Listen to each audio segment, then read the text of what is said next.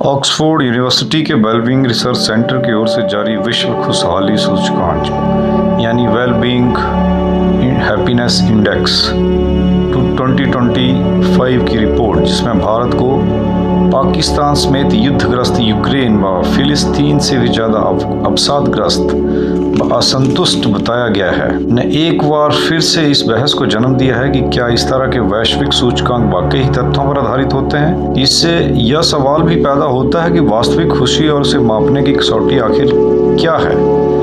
भले ही रैंकिंग में पिछले वर्ष की तुलना में भारत की स्थिति में सुधार आया हो, लेकिन आर्थिक दिवालियेपन और गृह युद्ध जैसे हालात से जूझ रहे पाकिस्तान को अगर भारत से ऊपर रखा गया है तो स्वाभाविक रूप से संदेह तो उत्पन्न होगा ही। युद्धग्रस्त देशों की बात करें तो इजराइल 8वें, फिलिस्तीन 108वें, रूस 66 और यूक्रेन 111वें स्थान पर है, जबकि भारत बगैर किसी युद्ध व विनाश के भी दुखी है, ऐसा रिपोर्ट का कहना है। बावजूद इसके कि वैश्विक अनिश्चितताओं के बीच भी विभिन्न अंतर्राष्ट्रीय एजेंसियां भारत की विकास दर से उम्मीदें लगाए हुए हैं। खुशियों के मीटर में भारत का स्कोर चाड, बुर्किना फासो, बेनिन और सोमालिया जैसे देशों से थोड़ा ही ऊपर है। तो क्या यह माना जाना चाहिए कि इन देशों की तरह अराजकता व संघर्ष ही वास्तविक खुशियों का मूल है और हमें इसका ही अनुसरण करना चाहिए? चौंकाने वाली बात यह भी है कि सकल खुशहाली सूचकांक का विचार देने वाले भूटान, जिसकी 2024 की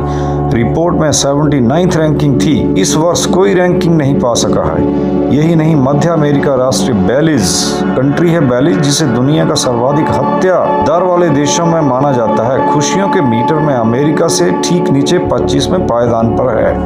हैरान करने वाली बात है कि आखिर वहाँ के लोग इतने खुश क्यों हैं। रिपोर्ट की माने तो बरसों से आर्थिक संकट, महंगाई, अस्थिरता व सामाजिक अशांति से जूझ रहे वेनेजुएला भारत से ज्यादा खुशहाल हैं। तो क्या अराजकता और अस्थिरता ही वैश्विक खुशी के मापदंड बन चुके हैं? अगर ऐसा है तो पूरी सभ्यता की कसौटियों का क्या? हत्यारे को हत्या करने में, तो किसी को बदला लेने में, तो किसी को परोपकार करने में खुशी मिल सकती है। पैमाने सबके अलग अलग हो सकते हैं, लेकिन उन पैमानों को सामान्य बताकर ऐसे संशय पैदा करना कि लोग जान ही ना सकें कि वास्तविक खुशी क्या है, कहाँ तक उचित है।